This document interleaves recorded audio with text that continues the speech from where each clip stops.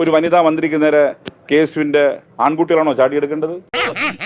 നീ ഒന്നും പണയണ്ട. KSUവിന് അത്രയും പെൺകുട്ടികളില്ലേ? ഒരു വനിതക്ക് നേരെ ഒരു വനിതയെ പോലും ഉപയോഗിക്കാതെ സമരം നടത്തുന്ന രീതിയും കോൺഗ്രസ് പരിശോധിക്കണം.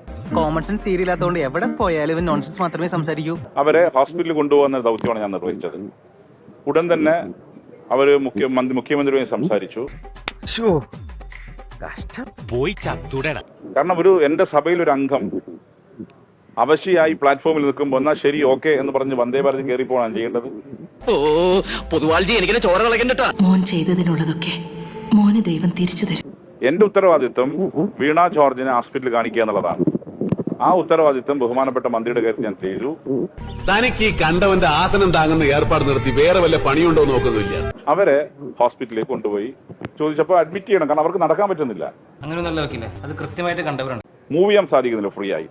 അത്തരമൊരു ഘട്ടത്തിൽ അഡ്മിറ്റ് ചെയ്യുന്ന സാഹചര്യമാണ് സ്വീകരിച്ചിട്ടുള്ളത്. ഞാൻ വെറും ആണെന്ന് കരുതിയാണോ നീ? ഈ അങ്ങ് ഇടപെട്ടതോടെയാണല്ലോ അതിന് നേരത്തെ 1-ാം പ്ലാറ്റ്ഫോമിൽ നടന്ന പ്രശ്നം കുഴപ്പമില്ലാതെ പിന്നീട് 3-ാം പ്ലാറ്റ്ഫോമിൽ ട്രെയിൻ കയറാനായി മന്ത്രി വരുന്നു. ആവശ്യമില്ലാത്ത ചോദ്യങ്ങൾ ചോദിക്കരുത്. ഇതില് ഞാൻ എന്താണ് ചെയ്യേണ്ടത്? ഒരു അവശയായി നിൽക്കുന്ന മന്ത്രിയെ കണ്ടാൽ ഓക്കെ മാഡം എന്ന് പറഞ്ഞ് ട്രെയിൻ കയറി പോകേണ്ട ചെയ്യണം. അവർ അവശയായിരുന്നു. അവിടെ ഉണ്ടായ ഒരു റൊക്കസ്, അവിടെ വേണമെങ്കിൽ ഒരു സ്കഫ്ലിംഗ് നടന്നു. അതിന്റെ ഭാഗമായി ഉണ്ടായ പരിക്കെന്ന് ഞാൻ ആദ്യം മുതലേ പറഞ്ഞത്. അവർക്ക് പരിക്കേറ്റിട്ടുണ്ട്. പോക്കിരിത്തരം കാണിച്ചു പിന്നെ നിന്ന് മറ്റേ വർത്താനം പറയുന്നു. സമരം നടക്കുമ്പോൾ ജയിലിൽ പോകേണ്ടി വരും. ജയിലിൽ കിടത്തിയത് എന്തോ മഹാ അപരാധം എന്ന രീതിയിലാണ് ഇവിടെ ഇപ്പോ കോൺഗ്രസിന്റെ പല ആളുകളും പറയുന്നത്. ഉളുപ്പുണ്ടോ?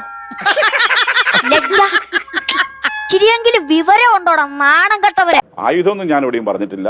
ആ സ്കഫ്ലിംഗിലുണ്ടായ അവരുടെ അവശതയും മറ്റുമാണ് അവർ അഡ്മിറ്റ് ചെയ്യണമെന്ന രീതിയിലേക്ക് ഞാൻ ചിന്തിച്ചത്. നാടകം നന്നായി, നിന്റെ വേഷവും. U played very well. തൽക്കാലം ഇത്രയും മതി. വരട്ടെ.